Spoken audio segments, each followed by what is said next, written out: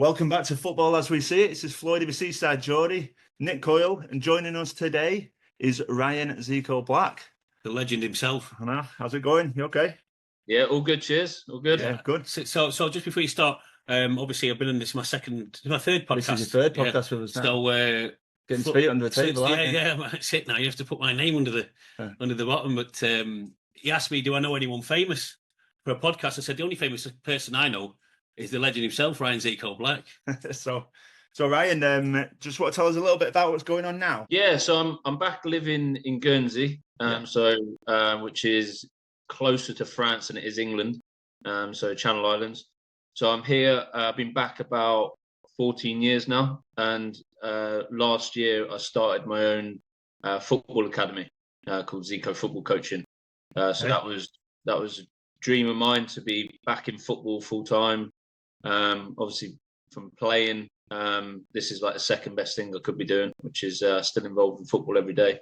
Giving something back to the community. Yeah, that's it. I was social working. I did my social work degree before this, and I'd done my coaching badges when I was back in England. And I wanted to do this 10 years ago, when I first came back to Guernsey, 14 years ago. But I wasn't ready for it. And last year I just thought, right, I'm going for it all in, and it's paid off. It's been really, really brilliant. I've been watching your progress on social media, and like I say, obviously we've got our history, which we'll go into, but I'm really, really proud of you, mate. What you're doing there, giving back, and that knowledge that you've accumulated, and especially in a place that's such a, I wouldn't say isolated, but Guernsey's probably its own microclimate, isn't it? Yeah. It's 60,000 population, so but there's a lot of talented sports people in Guernsey. Yeah. So if you look at football recently, Alex Scott and Mike Letitia, both done amazing. Was Letitia from Guernsey, or was he from? Yeah, Matt Letitia was Guernsey. Yeah. So he's obviously the. He nearly made the captain's teams on the choices. He was class. He was my favourite player growing up. He was a top player. He was unbelievable. Yeah, he was unbelievable.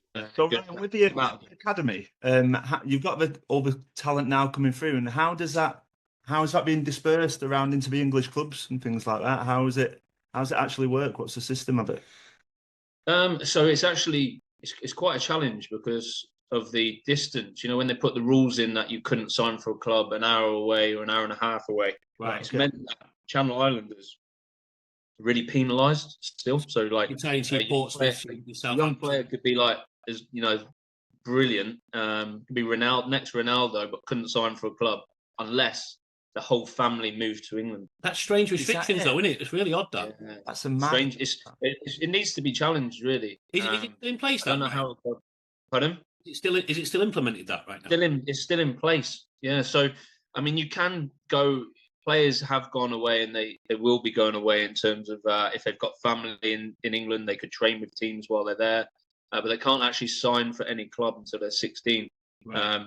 But it does mean that a little bit like when I was released at 16, you're going to clubs where players have been out for maybe 3 or 4 years, and you've got to try and take their place. Got to try and take their place, yeah. You've got no inroads there, so it's quite a disadvantage, but that's how it's working at the moment. Trying to get players opportunities to train with clubs, and then obviously for players that if they're good enough, or if I think that they've got a chance, then I'll help them get away. I'm working with an agency that are friends at.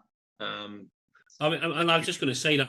That's the next logical step, isn't it? Because obviously, if you're creating this talent, you're nurturing this talent, then obviously putting it into the right environment, and what you need is like that solid field or that network of agents where they're gonna push them forward. But like as you've got to be, and I know you've been there. We're going to touch on this in a little while about your book, the Diary of a Non-League Footballer. Because I know you personally. I'm delighted to have you on this podcast with us, and I've missed it, to be honest with you. But I know all the steps of your career and how hard you actually tried to make the grade, and you went through every single avenue and alleyway, every opportunity that was presented to you. You were the epitome of not giving up, right? Yeah. Yeah, well, let's I mean, you know the kind of ups and downs, and obviously back then it was kind of off your own back, whereas like, hopefully with what I'm doing here in Guernsey, that I can support a little bit more. So not just whether they make it on their first chance or not, but I can kind of hopefully help them, motivate them, and maybe look at ways to improve to get them ready as possible to go with whatever level they're at. And support them through the rejection or the the successes as well. They want me involved. Rejection's a big thing, right? Yeah, massive. Is there a break off? Like when I say that you'll stop working with players, or is there a natural age that they'll stop trying to become, all professionals? What I'm trying to say is like 16, 17, the Amal, they're all coming through. When you're hitting like 21, have you still got 22? Have you still got people that haven't really made it but are still trying? The one-offs, aren't they, them kind of guys? Like Vardy was 26 before. They are one-offs. I mean, what Guernsey does have now is Guernsey FC, which are in the bottom of the non-league pyramid, as in step 5, or whatever it is, the old Unibon League, but down south, which is Ryman.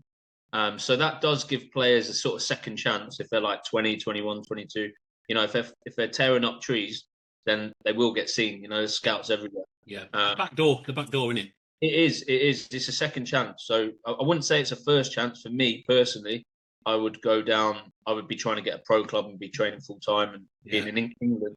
I don't think there's any better place than that. But as a second chance, it is a good backup. I mean, that would have been handy for me back when I was released at Bournemouth at 16 to be straight in Guernsey FC's first team. I think I'd probably been picked up. Because like you said, at that level, you would have been tearing trees up. I mean, you was tearing trees up when I met you, at that age. So, I mean, if you put yourself from there into there, you're back in the shop window again, aren't you?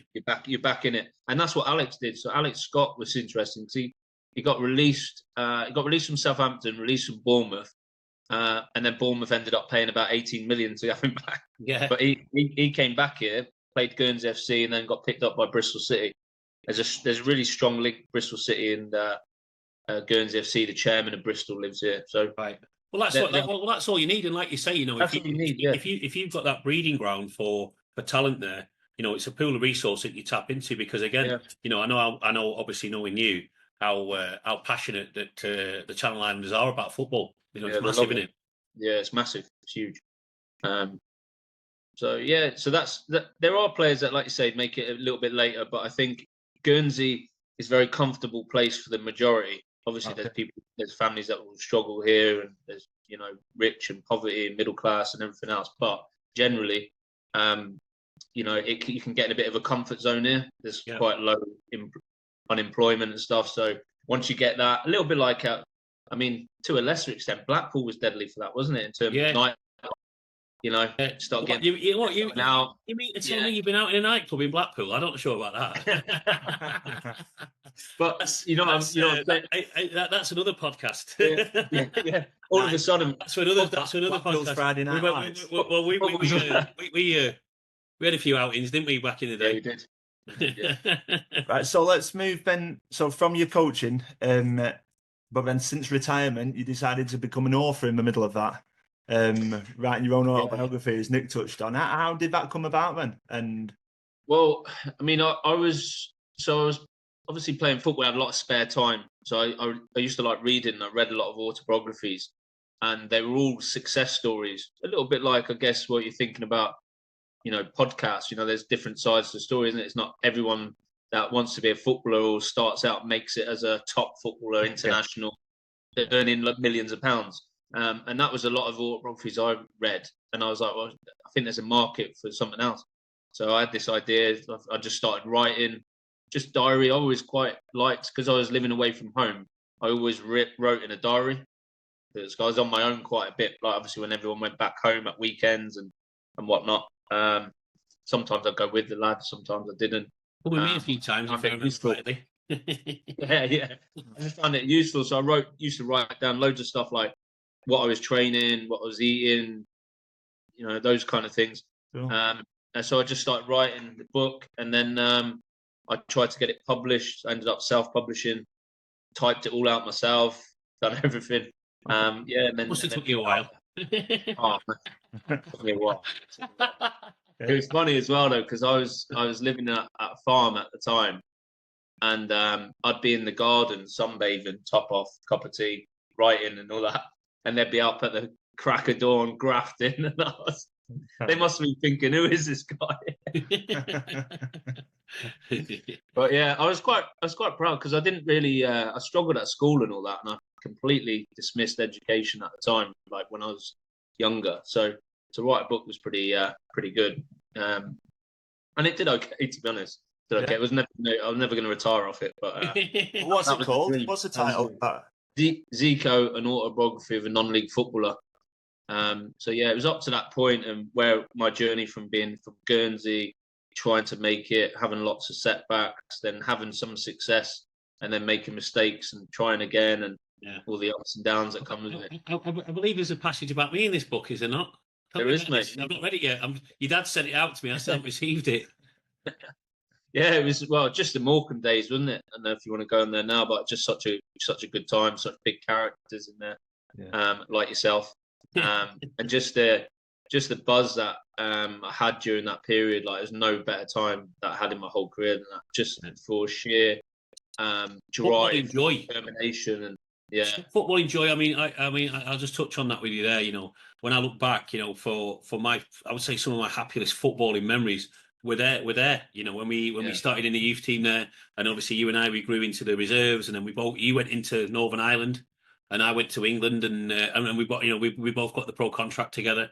But from that absolute foundation, you know, me and you, like, you know, we were just two kindred spirits together, weren't we? We ended up rooming together, didn't we, in digs and all that. I mean, we can touch on that. But I also agree with you there. You know, some of my happiest footballing memories were there because that team, as we said, was a team of misfits. It was a team of people that had been rejected and not quite made the grade, and everyone was fighting for their lives. You know, and then you basically threw that into a cauldron, and what came out of that, you know, was a formidable team. Yeah, and that was it. That was it's pure football. I think pure football. About how you dream of as a kid and what you want to be and want to do. Yeah, to be every day and train full time every day. And Jim Harvey as well. I mean, he was. I've got nothing but respect for that guy because he was one of them. He was a taskmaster, wasn't he? You know, he'd throw the gauntlet down to you, but he'd believe in you, but he'd test you as well. And I had a lot of respect for him. I mean, he would take you to the edge of your comfort zone and then push you a bit more in, wouldn't he? Yeah, I'm convinced Jim would be a Premier League manager now. He'd be a fantastic Premier League manager. Him. I just think his timing might have been off or whatever. I mean, we you know, but one thing I used to admire and respect about him is you could bang heads with him, and then it'd be done. Yeah, you know, as long as you did your job, as long as you turned up when you trained on. Because if you took your foot off the gas with him for one session, he's all over you. You know, I mean, I know we might be skipping a little bit, but do you remember the when we Lancaster Morecambe College English Skills Cup final at the Hawthorns? Yeah, remember? And anyway, you was playing. You just come back from Northern Ireland, didn't you? Playing for Northern Ireland, and I was playing for England and all that. And it was English Schools FA and all that. And remember before the game, they're like, you know, let's have a great example of football and this and all that, you know. And then it was a dogfight, wasn't it? It was Cirencester, wasn't it? Cirencester, yeah. So it was a dogfight, and I remember, and I'd give a slack sideways pass to I think it was Cavan or John Ardica, and anyway, one of their players got through.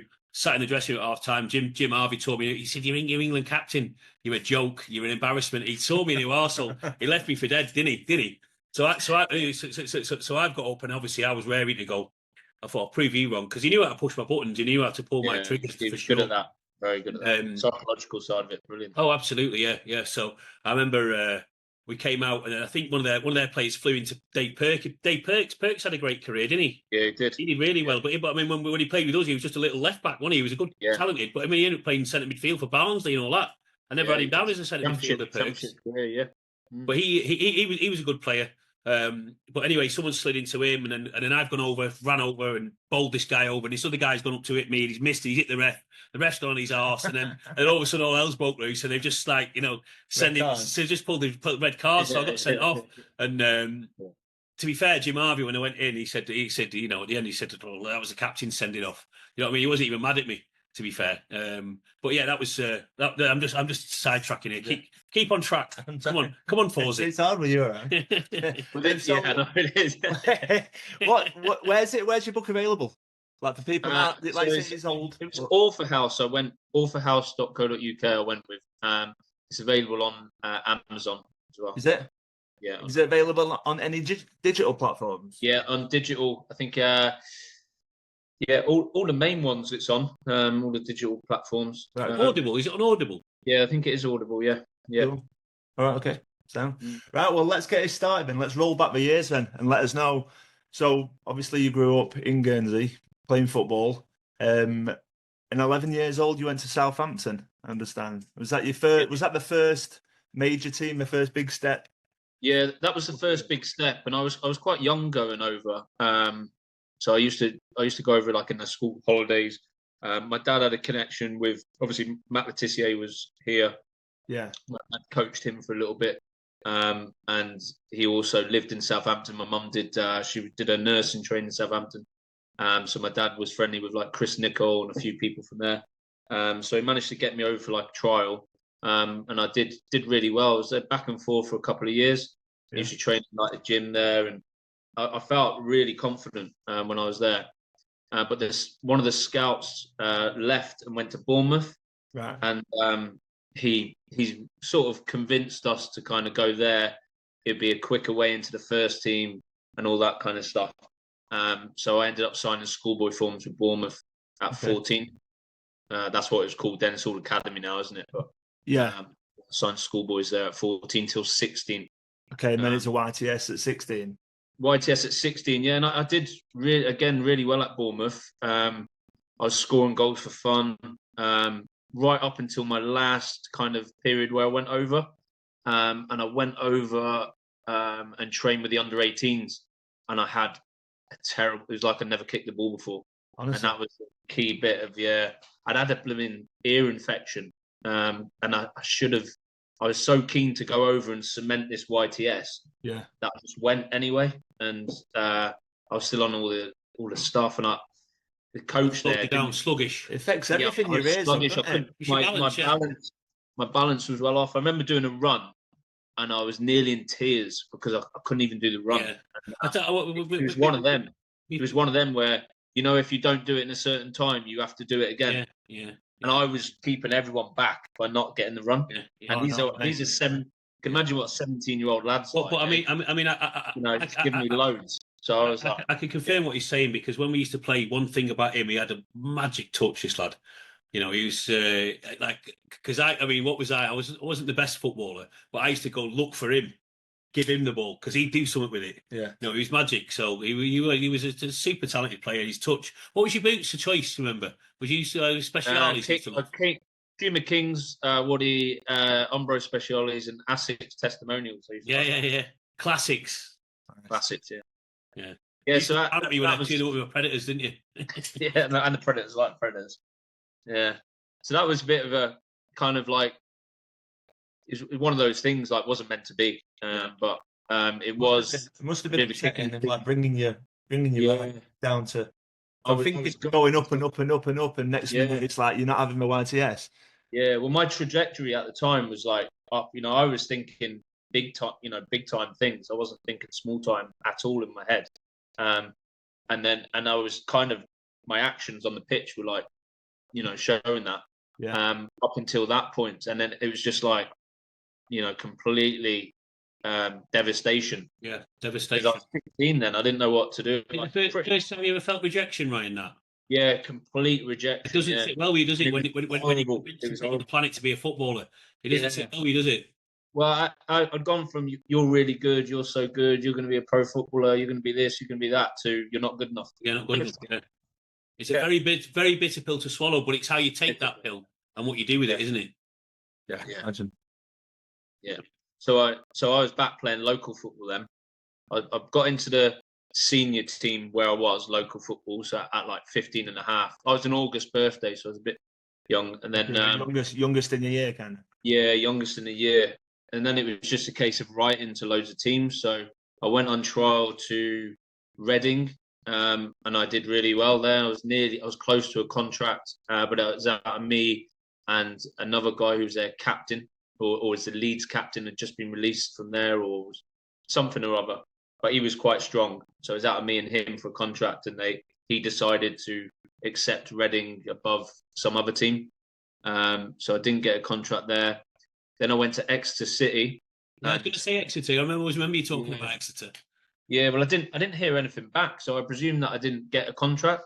And then when I signed for Morecambe, I don't know if you remember it, but about 2 or 3 months after, I got a letter in the post saying we'd like to offer you a YTS. Yeah, I think we remember speaking about this because you attempted to go back, weren't you? Because were they in the league, weren't they, Exeter at the time? Yeah, they're in the league, and it's close to home, so it would have been probably a wise, more convenient for you. Yeah. If that was my kid, I'd have probably gone, look, I know you really like it more, but this is league football here. You've got to go. I wouldn't let you go though. Once I wouldn't let you go, I'd have been on your ankles. But it was one of those things. I loved it where I was, and I thought I've had that rejection before.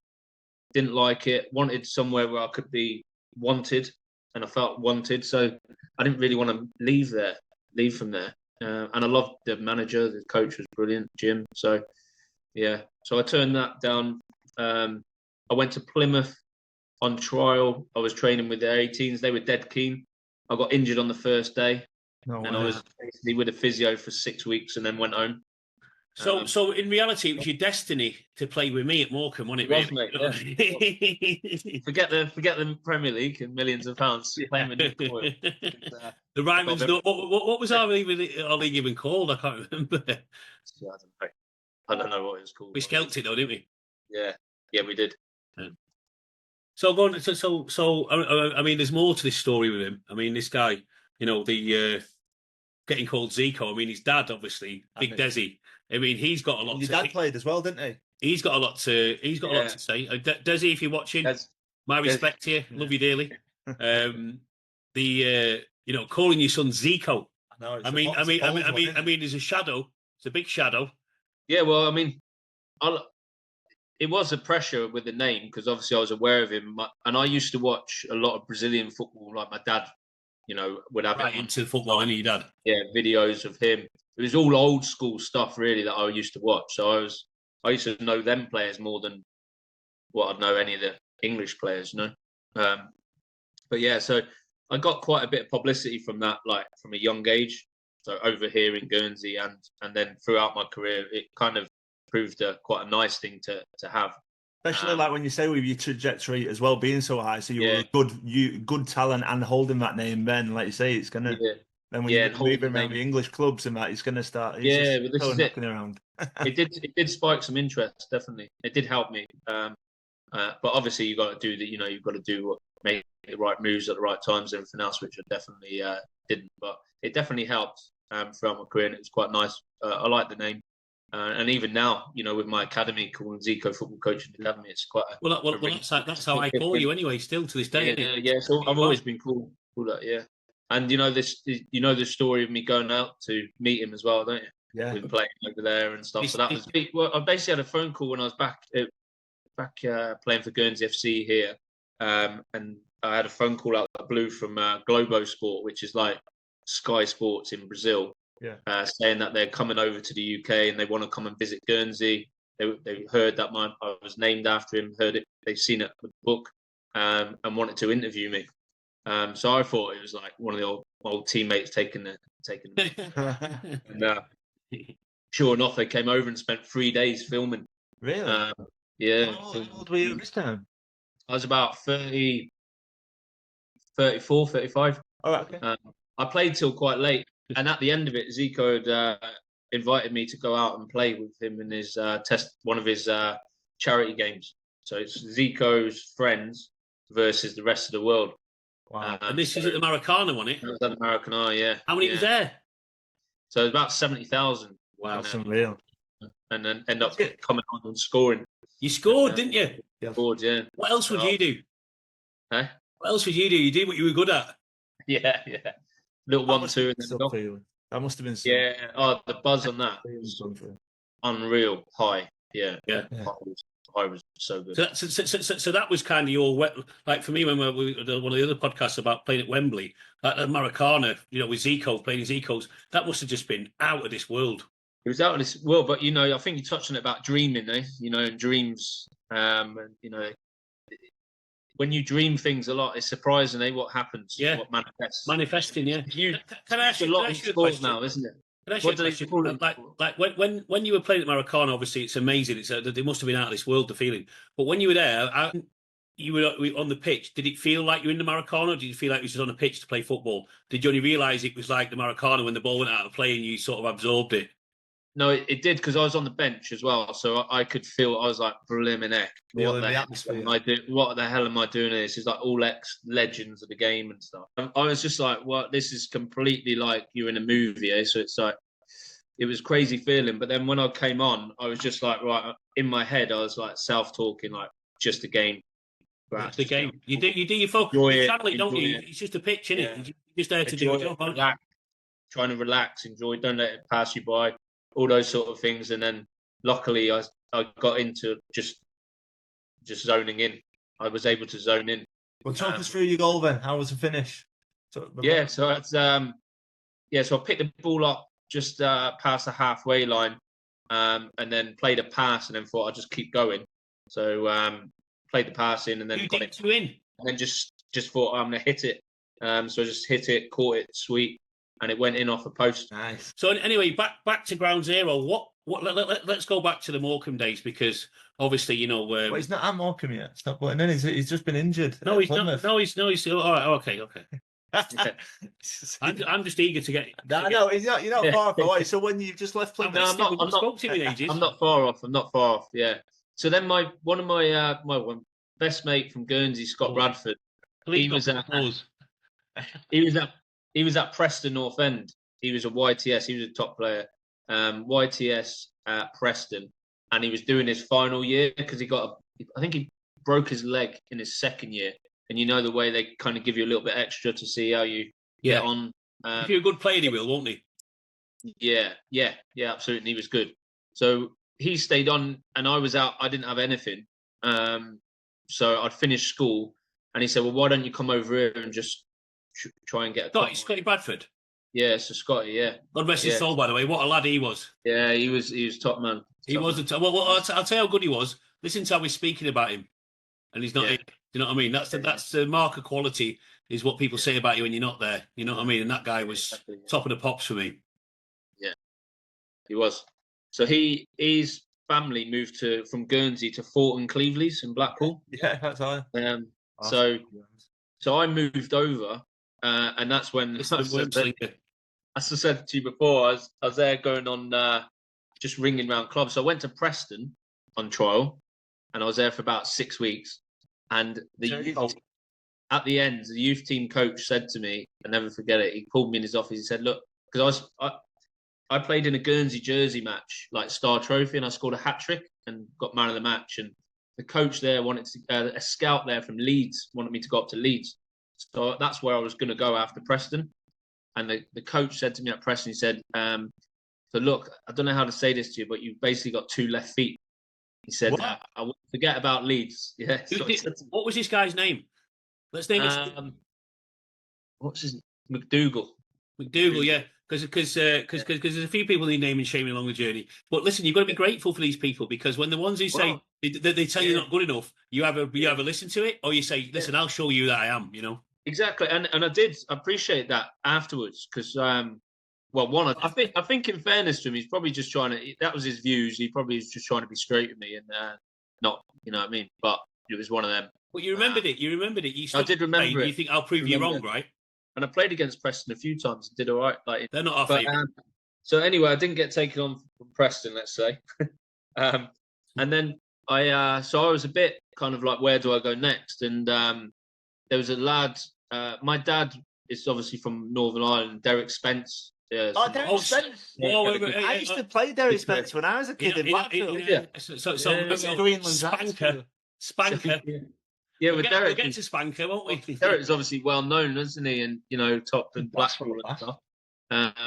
So he said, Derek, my dad got in contact with Derek and they were chatting and stuff. And he said, well, my son's going to Morecambe. Matt He was a good little player, him. Yeah. He said they've already taken their players on, but they might have room, they might be willing to Trials. kind of have a look. Yeah. So they'd all been like nicking out, or you'd all been signed, hadn't you? No, I went for trials. Yeah, but I think you'd already had your trials. And then I came in late. He came in late, like with this little swagger, like he was like something out of a western, like because he used to wear his pants halfway down his arse.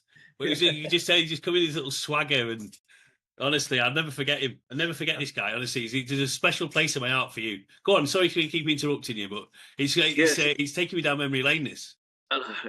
So then I heard about Morecambe, and then went down for a couple of weeks, trained, and then they offered me like the scholarship thing there. So that was it. And that's when you and I on court, Dick Coyle.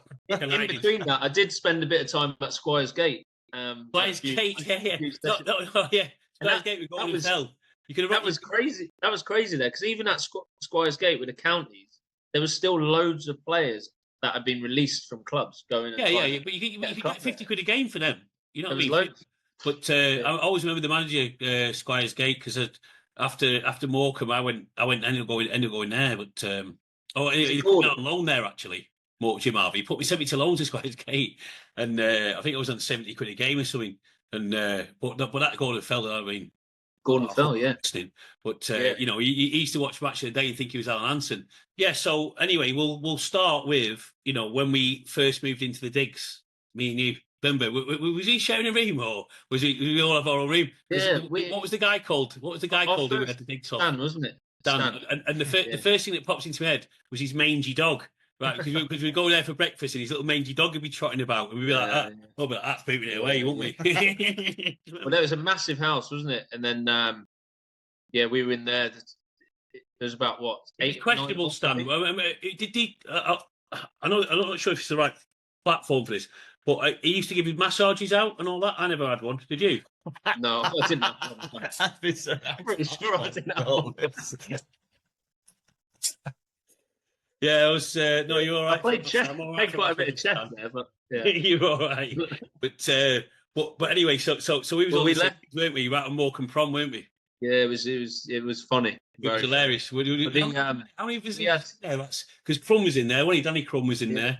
Well, do you remember I was up? I think I'd literally just grown enough facial hair to probably have a shave. I'm still trying to catch you up. But it was one of those where the bedrooms had a sink in it. So I've had a shave, but the tap was always faulty. So I've gone up, finish a shave, but the tap's gone on and off and stuff. So I've gone downstairs and all the boys are on the computer. Next thing, water's coming through the light bulb. So I flooded the place. No way. So the fire engines were called, and that was it. They kicked me out. So but before you got kicked out, let's tell the audience, what was our little favourite thing to do with an evening? What about nipping to the pub? Yeah. We figured out the dynamics of the the kitchen, the back gate, and the back gate. Out the back gate, there was a chippy and a fucking pub. Smuggler's Den. Yeah. So me and Zico, I mean, this is probably why we didn't make it. But we got to have a couple of sneak because the landlord of the pub was a Morecambe fan, so he was sorting us out. What do you remember? You think he'd be not sorting you out? No, but there's not many people saying train hard, play hard, wasn't it? Train hard, play hard. That was definitely the motto then. Yeah. So we used to have a game on a Wednesday, I think, wouldn't we? And then we'd have a little bit of time, I think, one of the days. Yeah. So we play after the game, great celebration, won't we? Yeah. Fish chips and gravy, couple of pints in the Smuggler's Den, back up the alley. Yeah. Roll-ups. Sprinted. Couple of Golden Virginias. Anyway. You used to be brilliant with the impersonations, eh? So what I was going to say, because in the book, I've heard legend that the book was when we broke into the first team and we got the contract, that I'd sit everyone down and do Braveheart impressions and all that before training and all that. Used to be brilliant at that. So what? So when you got into the first team, what was your first pro contract? Was it like a? Well, it was for peanuts, wasn't it? What was it, that £100 a week or something like that? Yeah, but it was. This is where I came a bit unstuck, to be honest, with me, and it was a bit over. It was over the finances a little bit because, my first contract was literally like 40 quid or something like that. 40 quid, yeah. I think when I signed, it was like 60 quid a week or something like that. But I mean, what was we then? We was like 18. No, when Yeah, I mean, we were buzzing with that, to 2000? be fair, weren't we? Was Buzzing it with like that. 2000, is it? It would have been Yeah, 1999, wasn't it? But my issue came a little bit later when I played about 100 games, and I was still on about 150 quid. You got into the first team. Players You would come. played first team, didn't you, for Morecambe? Yeah, Did you play against Ipswich in the FA Cup tie? You did, didn't you? Yeah. So it was never about Premier League team in the FA Cup, and Morecambe back then were in the conference, weren't they? Yeah, Full conference. So obviously it was never about money, but I was living in England by myself. Yeah. And I was trying to earn, obviously enough to live, isn't you? enough to live. So I was training. Taken care of at any point there, Ryan, with a bio. There was a woman from Barbara, her name was, and I don't know if you remember Nasha, Michael Knowles. Oh, shit, Michael Knowles. Great guy. I've been trying to sell us all insurance. Yeah. Remember? He's in America. He did well. He's done well in America. He was always a salesman in money. Yeah, great. Good at him. Great personality. So anyway, he was living in digs, and they managed to get me in digs there. So it was dead cheap rent and stuff. But I got to a point where an agent had come in, and because I'd done pretty well, he was like, "I can get you a move here. There's loads of clubs like interested in you, but your transfer fee's quite high, considering where you're at in the conference and stuff." Yeah. So I said, "Well, look, I've already agreed a contract, 3-year contract. It's only about 150 quid a week or something like that, for a couple of grand signed on fee a year." Yeah. And I'd already taken a grand of the signed on fee, but I'd not signed anything.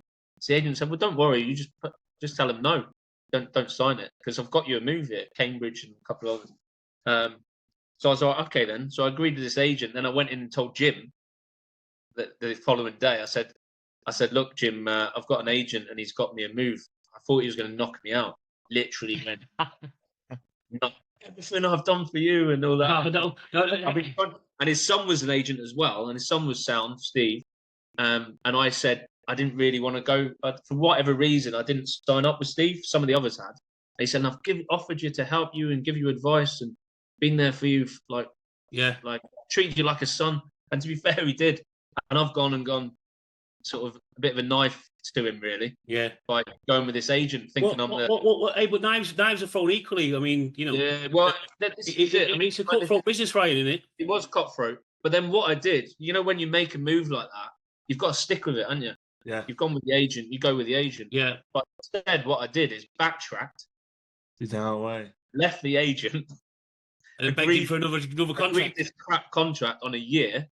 And then after the year, I was like, I had nothing. I had a pretty crap end to the year. Ended up leaving to go to Northwich on a non-contract. Yeah. No. Which were crap. They were. It's like, do you remember Ian Dalziel that he brought in? Do you remember him? He was just like a big fucking thug that he brought in as his assistant manager, selling Stone Island coats and all that, wasn't he? In the dressing room. Well, I got on well with Ian. What was it? Dave Kearney was in my position. He was never going to put stop me for Dave Kearney, was he? Yeah. You know what I mean? And anyway, he's like, "Well, we're going to let you go and all that." And he put Dalziel in the thing, because he knew he was going to bring me in, like, you know what I mean? Because did you remember when we used to go out? We used to go either way. Well, you're going to need all the backup. He's all the backup in the world, and say no to me. So remember when my mum had the pub in Lancaster, and she used to take when she was there, and she used to take the YT, the academy lads on and stay in the pub, and we all went out. Remember, we went out in Lancaster that night. Yeah, you must have been with us, and yeah. We tied what was his name, Faber's shoelaces together for a laugh under the table, and we've gone to get in that. Was it liquid or something? Yeah. And we went in to get in there, and the door went, "He's not coming in," and all that. Anyway, we sorted it all out. But there was a lot of Lancaster players in there, and then all of a sudden it kicked off with Perks, and next thing you know, we can't say this for legal reasons, but it got addressed.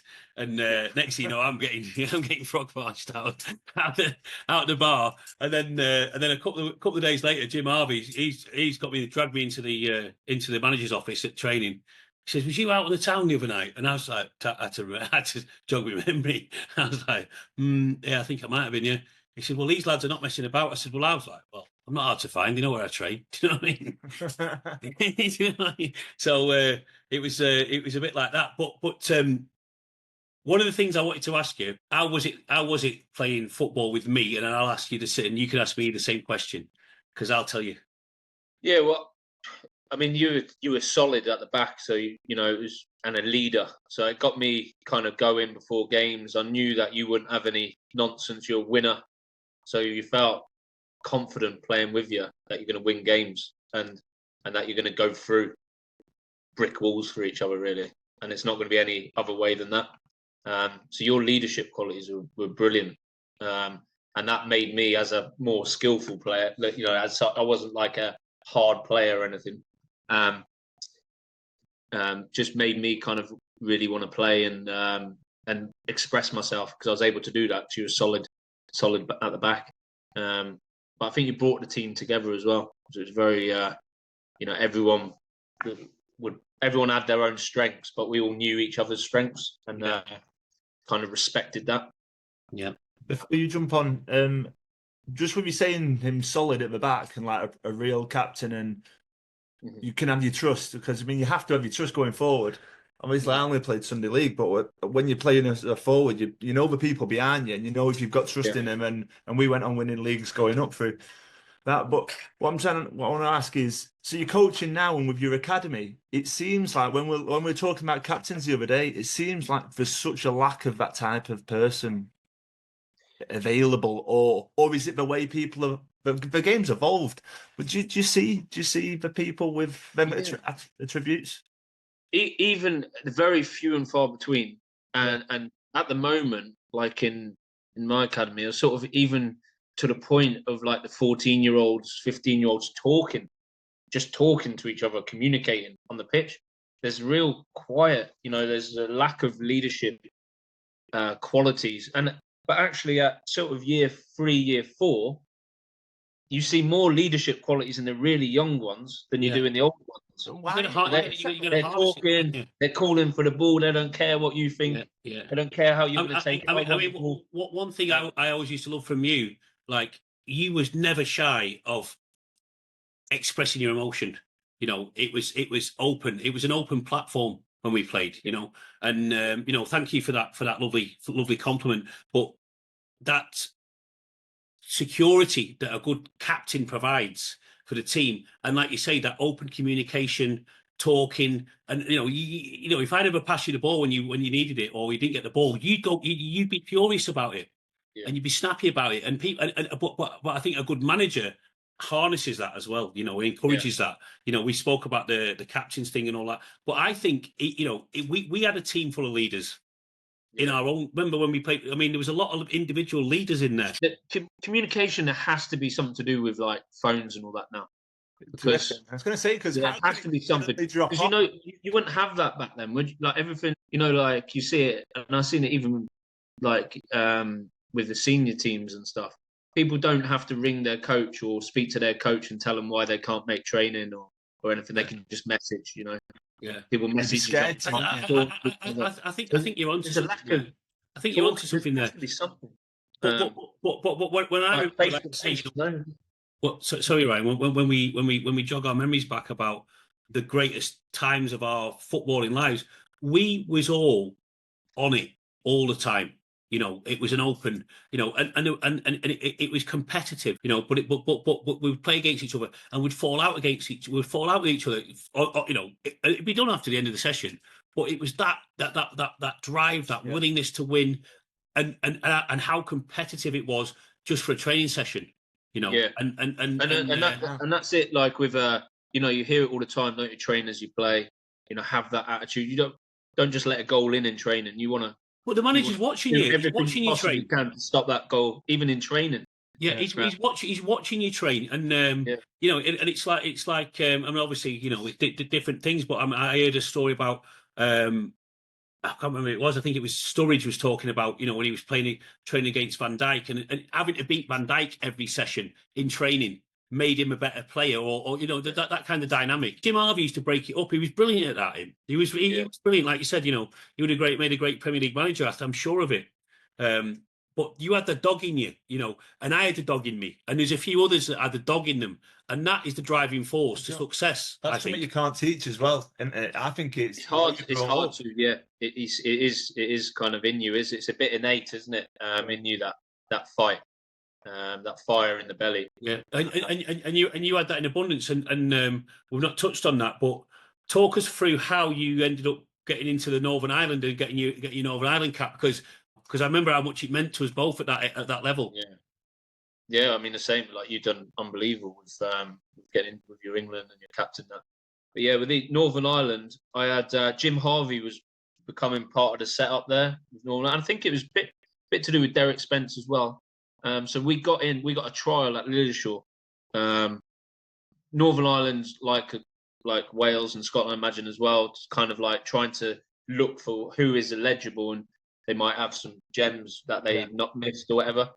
So we got a trial and went on trial at Lilleshall. There was I think we played against Wolves. Played against under 18s or something like that. Under 18s, yeah.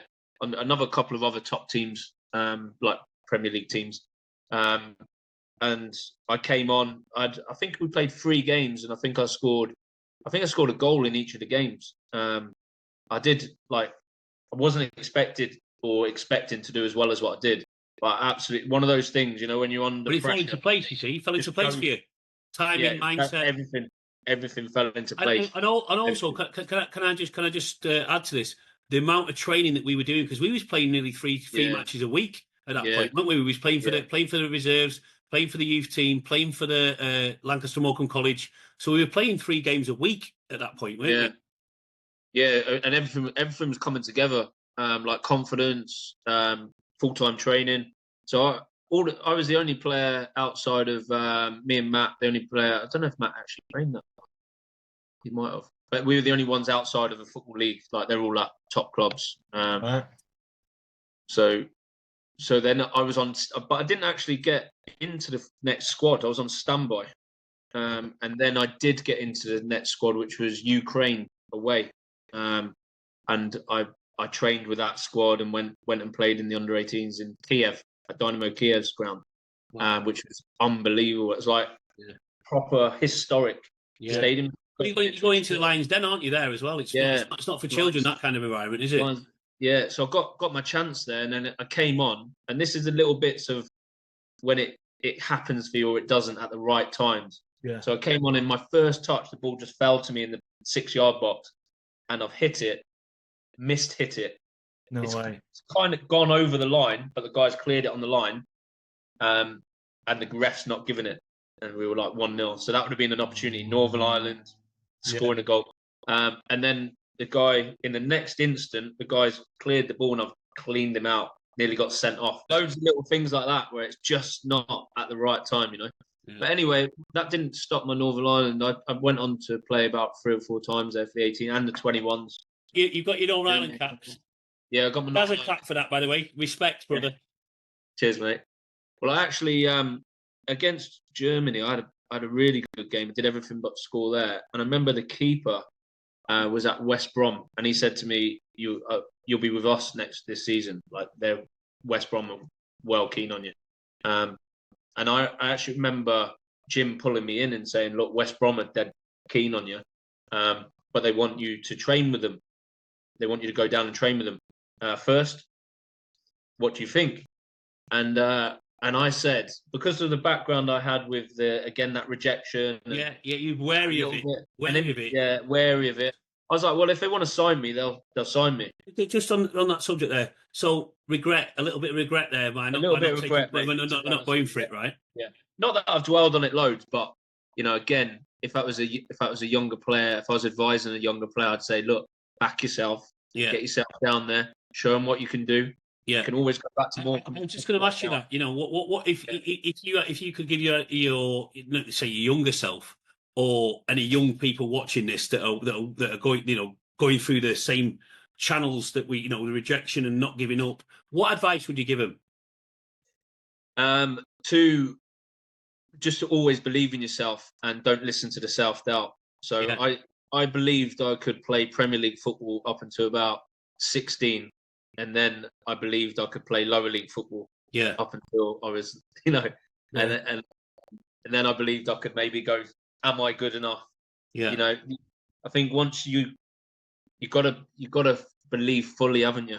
But a lot of it's to do with mindset as well. It is a mindset. My mindset flickered too much, so inconsistent around being full self belief that I can achieve to self doubt and not achieve. And I think, if you look at the players that do really well, they might have a few ups and downs, but generally they'll continue believing that they can achieve big. But you know what? Right now, one of the reasons I'm even more proud of you is because you've got your soccer school, you've got that coaching thing now, and there's no better person there to give that advice, because advice is the only thing in the world that's free and nobody seems to want it. But when you talk about credentials, the credibility of giving advice, there's no better person to give that credibility, because you were, we spoke about in this podcast. Every avenue you tried, you tried your best, and all the pitfalls and all the shortfalls, and what you did right, what you did wrong, where you could have done it better. Plugging those gaps, and then influencing the next generation.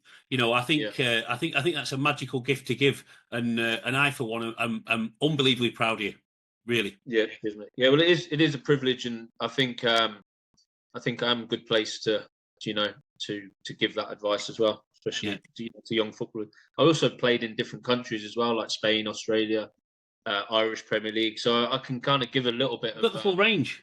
Full range of Where did you move after Morecambe then? So you did a few years at Morecambe, Nick. I did 5 years at Morecambe, and then I went to Northwich, Victoria. Right, okay. That were in the conference then as well, and that was a disaster. Why was it a disaster? Talk us through that. Well, I'd gone because I was playing. I should never have gone there. Really. Did you think you're too big for your boots for Northwich, Victoria? Well, it wasn't that I thought I was too big for my boots, but I was obviously gone from playing full time, and I knew that I'd blew it at Morecambe. I knew that I'd made big mistakes there. How old were you at this point? I was about 20, 22, 23. What? Just to interject before you say big mistakes. The big mistakes, was that lifestyle or was it just mindset? No, it was messing them about with a contract and kind of mindset as well. Focused on being a footballer. I remember one session at Morecambe, we were playing on the first team pitch. It was first team against, say, like the players that were on the bench, and I walked off the training pitch. Walked off as I've had enough training. Yeah, but to be honest, it's great. It's crazy. To be honest, I can't imagine doing that. I did. I just stormed off. One thing I always loved about you and admired about you, right? You were set in your ways, right? If it wasn't going your way, the toys would be out of the pram, right? You know what I mean? If it wasn't going Zico's way, the toys would be out of the pram, because he wanted it. But that is the DNA of a winner, right? Yeah. I mean, in some respects, he'll go for you. Some people say right, but sometimes. This is a perfect platform to say, you've got to check yourself in and perhaps toe the line, because your ego will take over, right? And bearing in mind, because I'd signed that 1 year contract, at this point I was fighting for a new deal. So how I was expecting to get a new deal when I'm walking off the pitch. Walking off a pitch. Can I ask you a question from one international to another? When you got your international caps, did you think you were Charlie Big Potatoes a little bit after that? Did you think you cracked it a little bit? Did that have a negative effect? Because if you hadn't got those international caps at that level, would you have been that hungry to get them at the international real level? I mean, like you say, I used this reference the other day about Ricky Lambert. I was at Blackpool with him. He got released at the same time as me before YTS. He went to Macclesfield. He was putting lids on jars in a factory. Went to Macclesfield, did well. Went to Bristol, did well. Southampton nailed it. Liverpool bought him back, who released him originally. That's why he was at Blackpool. And then he scored on his England debut and then went to the World Cup, right? Now, the rejection that he suffered, when I think about it, if both of us can comment on this. When you get to an international level, do you think that had an adverse impact on your psyche? Did you think you'd made it a little bit more than you should have done before you actually, if you'd been starved of that, you might have gone further? Yeah, possibly. Like when in my wildest dreams, I never thought to play for Northern Ireland was at any level pinnacle for me at any level. Play for my country, where my dad's from. So it did come. I mean, don't get me wrong. I feel like I deserved it off the back of the trial games that I had at Lewisham, and when I did. Absolutely, but what I want to tap into is the mindset. Once you get those caps, do it. I think do you have a different swagger? Because I remember when you say going back to that game against Cirencester, and you just come back from All-Round Trials in your tracksuit. There was a little bit of a different swagger about you. Yeah, it worked for me. It worked for me when I came back. I remember coming back from like Northern Ireland camps, and I was razor sharp and super confident, which helped me when I was back in the first team. It probably weared off a little bit after a little bit of time, and I think maybe after I come out the 21s, then it did have an adverse effect. Because it wasn't long. Like 1 minute I'm playing against Germany, talking about West Bromwich Albion, and then you're on a cabbage patch in Morecambe. Then I'm playing for Northwich. I'm playing for Northwich. So when you go from that extreme, I mean, I was getting Adidas football boots sponsored and all that kind of stuff, and then you end up, and then you think you jack the peanut a little bit, and then you go back to a cabbage patch, and you think, why is my gear not ready? You know what I mean? Or all that kind of, it's. I don't know. I mean, the reason I'm asking you this is because I think that might have had an impact on my duration as my progression as a player. It probably did for me, and then like I say, it went downhill for me pretty quick. I had a reality check within a year. I was not only at Northwich, because Northwich is a good club as well. It was nothing, they're a conference team, but I wasn't even getting in the first team at Northwich. I was playing reserves. And what was stopping you there? What was it? Was it the style of play? Because you weren't a big the style of they were near the bottom of the league. Because in the conference you need a big solid league. No, because you was a baller. Like I say, there's people who are good at playing football. You was good at playing football. So a good footballer. Sorry, a great footballer. I was good at playing football. It's a big difference. I mean. I don't think my head was right when I went to Northwich. My heart wasn't in it. I was travelling loads. I wasn't getting much joy. I remember playing against Halifax, and I played on the left wing.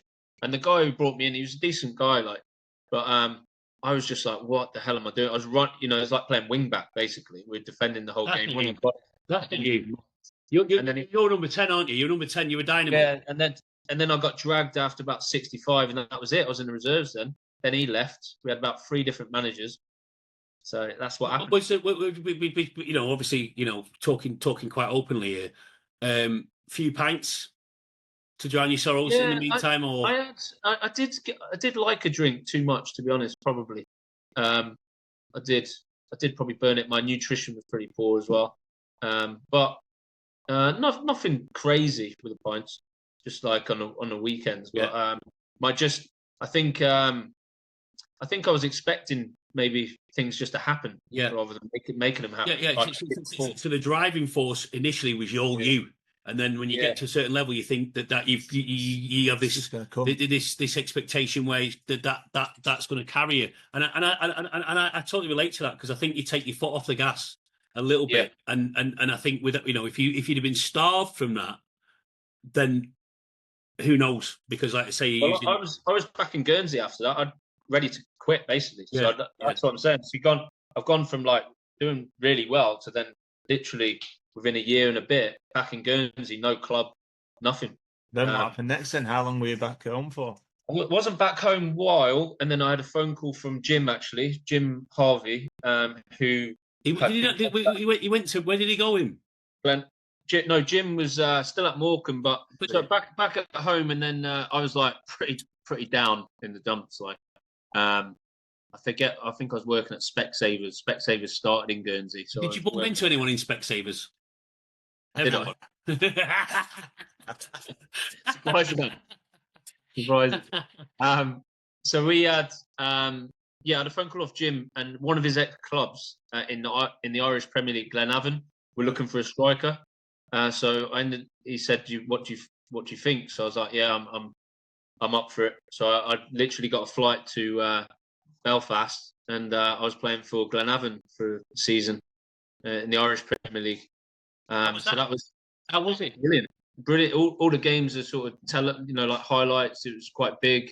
Again, that was an honour because like in Northern Ireland, all the Irish league clubs are huge. From young big followings. People, big, massive followings. So that was like another chance for me I had a good deal there, really nice people. And I remember going, my first game, I struggled, just getting up to speed and stuff. And then after that, I did really well. It's funny there, to be fair, because as I said, I hit the ground running. After my first game, I thought I'm nowhere near it, and I remember ringing my parents saying I'm going to call it a day. I've given it a go and I'm back. They're like, how old are you here, Brian?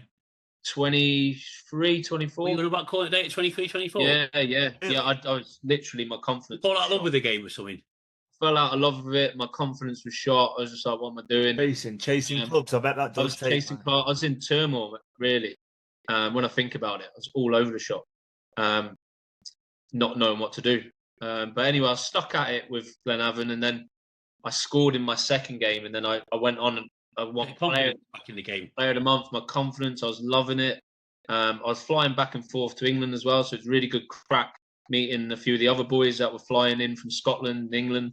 We used to have a few beers at the airport. It was amazing. And then, I got married Player of the month, and in that same game, I got sent off after about 20 minutes. No a lad went through the back of me, and I've gone and. You got a temper, you got a temper.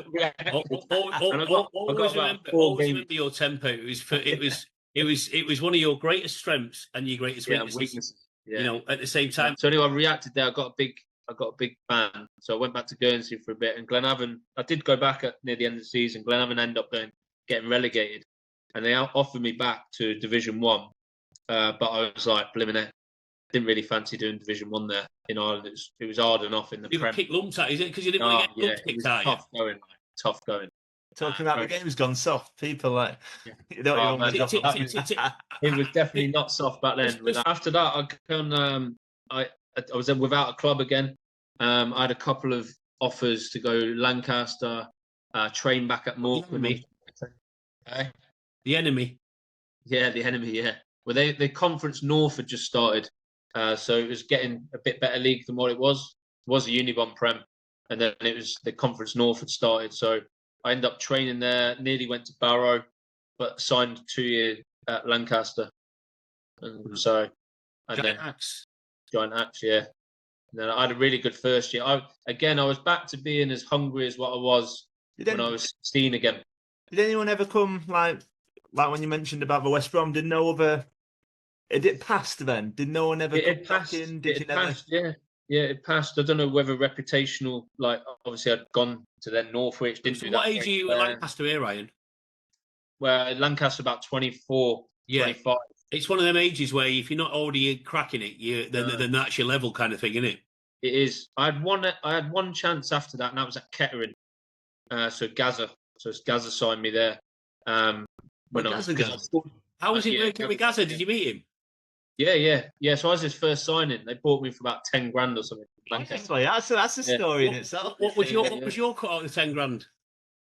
I think I got about 3 grand. Yeah. But it was mad. When I did negotiations there, because Gaza and Matt Letizia would have been my favourite players.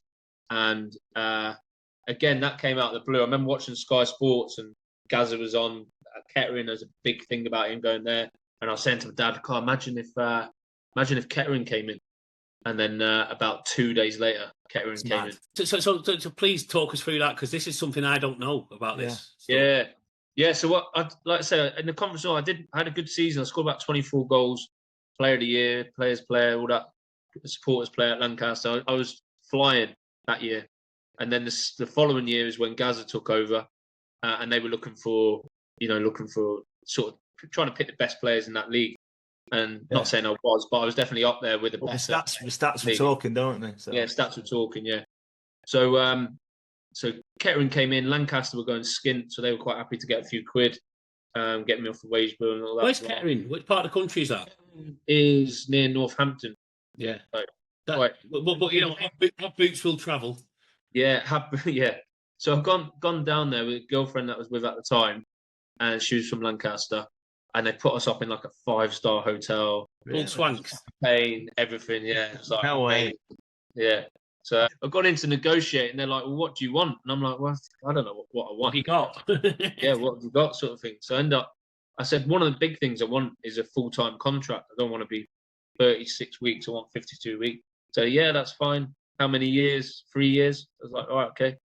And then I was basically just threw a random amount off the top of my head. It was about, I think it was 25 grand a year or something like that. So 500 a week. which at that time I thought that's all right for back full-time football. They were saying to me, they were like, "We'll put down a deposit for you want to move down there, get a house. We'll put the deposit down. We'll help you find a house." Wow. Now in my head now I'm thinking, what was I thinking? I was like, yeah, sound. Never took them up on the offer. No, You've got to kidding me. Contract.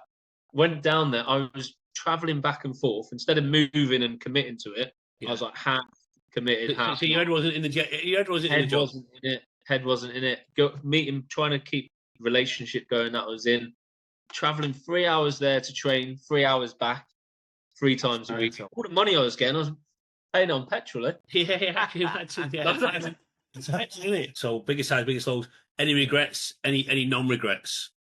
I think is a good question. So biggest highs, obviously, when I first went to Morecambe, like getting, being wanted there, Northern Ireland, FA Cup 3rd round, Maracana, Guernsey. To be fair, I've loved playing for Guernsey FC. I've had some big moments there.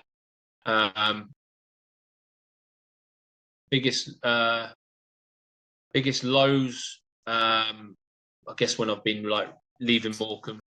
Big low. That YTS, just losing out on that YTS, like you say, that was at the time.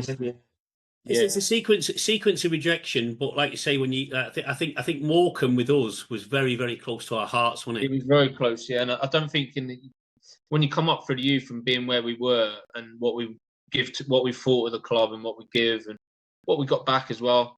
But leaving there was a big blow for me. I would gutted when I had gone straight back to square one again. We give it our soul, didn't we? We give it our soul that place. Yeah. And it was my fault as well, which was even worse because. So when you left, when you left them, did you ever, for the rest of your career, did you ever find yourself as happy as you were when you were at Morecambe? I had moments. Lancaster, I felt very wanted there. I had 4 spells at Lancaster. 4 different spells. Yeah. Yeah, and a really good affinity with the support there. It's obviously smaller, a few hundred, but it was a great club. And I ended up living on site. So I lived in the clubhouse, basically. There was a little flat next to the clubhouse. You sleep in the dressing room? Sleep in the dressing room, but mine as well. I had a great gig there because I was on a couple £100 a week. I had no outgoings whatsoever. Yeah, I could go next door for a meal. Get it for free. So I'd, the life of Riley. Yeah, I bet you were the king of Lancaster, weren't you? Yeah, I reckon it was. So I had a life of Riley there. Yeah, so I've had good spells, and obviously playing for Guernsey at the end of my career because I thought at 30 I'm finished. Back here, I wasn't that keen on playing local, and when Guernsey FC came around, we won back-to-back promotions.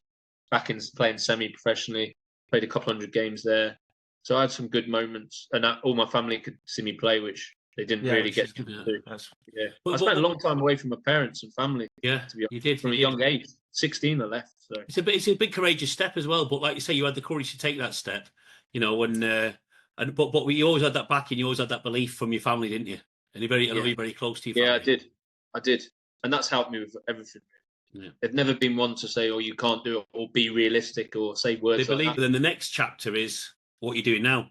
And there's a lot of people that believe in you now and will back you. And you're going to be successful with that because of the person you are, because of the knowledge that you've got, and the willingness to give back. Yeah, well, the support I've had since I've gone into coaching is huge, really. Yeah. But normally you'll get some stick as well, like when you kind of fall, especially in a small place. But I've had such good backing off everyone, so everyone's been good. Quick question, then, right? The modern game. How do you see the modern game now compared to when you did play and how you did grow up? But at the same time, you're coaching, aren't you? Now you're coaching this academy so it's like, do you try and bring different aspects into people's games, or the modern game, is that just a way you've got to be taught now? Like, I will say something before you answer, Ryan. That the modern game, my memory of Ryan and how he played, he would have been able to play in this game because he was a baller, right? And the thing is, he could play football, but again, the modern game, is it a little bit different? Are they trying to drum out that flair? They are, because he was a flair player. Yeah. I think what I'm trying to help players come out themselves is that creativity and individualism. I'm not so much like I I respect the modern game in the sense of, look, if you're going to play in the modern game, you're going to have to be very fit. Yeah, you have to be strong. It's about yards covered, to isn't be it? able to tick boxes, but that shouldn't stop you from being creative, trying things, being skillful, beating players. But you were doing allowed, things you allowed to use that anymore. You were allowed to use it. Look, who's England's most skillful player? Jack Grealish. You can't even get a game. To be fair, what you just No one's said. allowed to. It's not being released. What you just said. I don't. Jack Grealish. I don't really like. I would say how I would compare you to any modern day player in his pomp. You would be Jack Grealish. Yeah, well, it's a big compliment. So I think he's a top player, but he can get beaten out of him as well, can't it? Like in terms of he's been put into the modern, system, hasn't he? The modern game is. I struggle watching some games now. I do. I struggle. Boring. Is it boring? When I look at like players like, and I don't know if it's an age thing or what, or whether it's generation, but I don't think it is. I think players were much nicer on the eye, before. Much more exciting. Well, there's no Eden Hazard anymore, is there? Someone galloping through the middle, or Hatton Ben Arthur, or just take it past skin people. And I think it is a good point, because I do like, I think it is important for especially young players that you don't teach it out of him. Coach it out of him. The ball around. It does. You look at the academy, some of the academy football in the UK and stuff that you watch. I mean, they've got good players and move ball, but it's quite boring. And I think like who you look up to in that, as well as players and who kids watch, I think can influence. Like I'd suggest to young players watch the modern game, but also watch players from different generations. Yeah, past. Real and ball. Try and get a little bit of learning off each, even the old players. Get a bit of learning off them. What they do. I'm glad you said that. Yeah, I'm glad you said.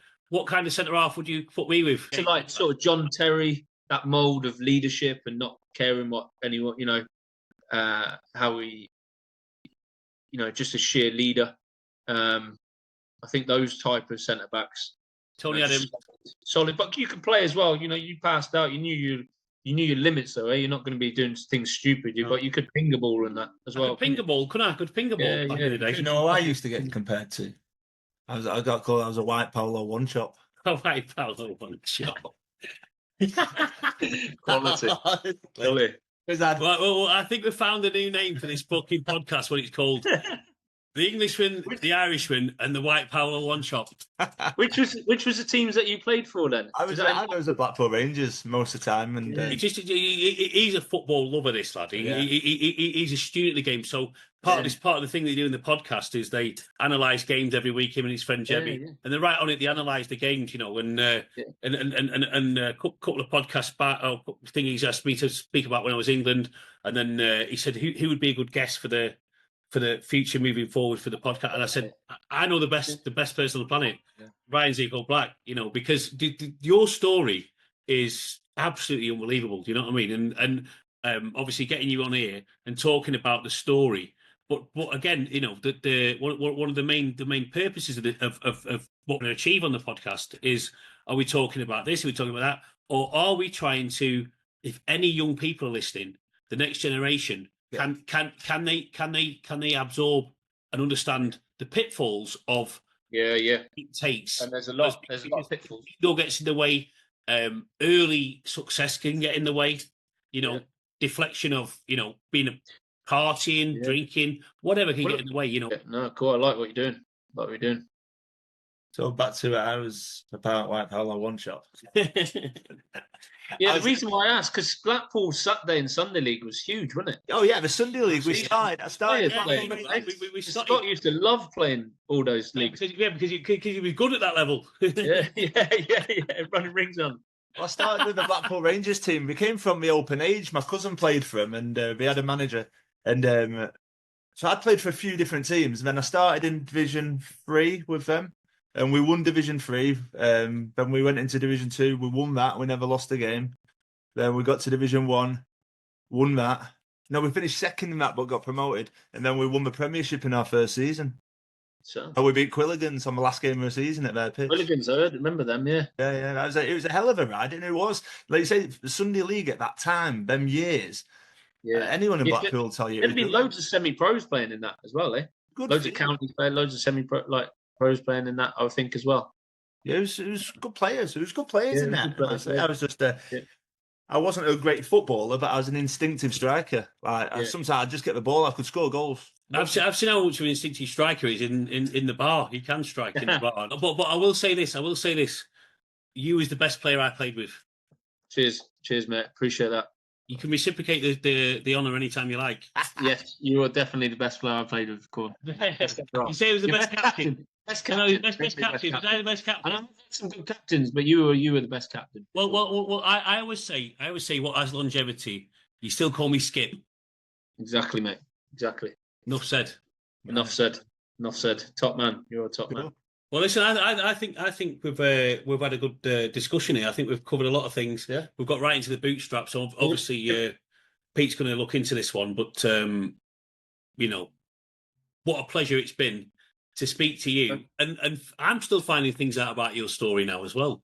You know. Yeah, we'll need to catch up, don't we? I need to get myself up to Dubai. There's that much like the academy and coaching. We do loads out in Dubai now. Is that not something that you could like link up?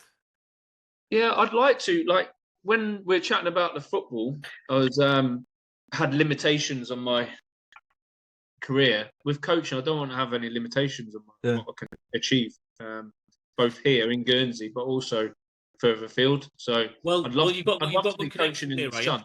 You've got Love good to connections coach here for this. Yeah. And then I'm just going to ask you one more thing, because obviously it's been a long pod, this and a big story. And if anyone wants to hear the rest of the story, we know we can get your book, so which I'll be getting as well. There's one last story you need to tell us. We touched on it before we went online at the start, and that was McDonald's. I think you might have something to tell us about exactly what happened. What happened there? Well, what was I had no football club. I've been released. No club wanted me, so I thought I'm gonna have to get a job. Yeah. So I said to my mate, right, where's the job? So I looked in the paper, and there was one at McDonald's. So kind of built myself up for the interview. Gone to the interview, give it everything that I could. The full tilt. Earn some money, and they told me I got to the last 3 candidates, but I just missed out. So I could not get a job at McDonald's at that time. That's how much I was struggling. All I can say, McDonald's are regretting not giving you that job, because after that give you that kickstart to move on, and then all of a sudden you're getting capped by Northern Ireland. Definitely. You know what I mean? And writing your own novels and doing your own books, and then all these years later doing podcasts for Forsey. So this is it. Who says? So what I'll say to you, remember George's best favourite story? Where did it all go wrong? Where did it all go wrong? Yeah, at the McDonald's at the Calagram. Right. Well, we'll leave it. Brilliant. It's been perfect. Brilliant. So, thanks very much. Thanks for joining us. Cheers, boys. And that's another episode done. Top man, right? Zico Black. Cheers.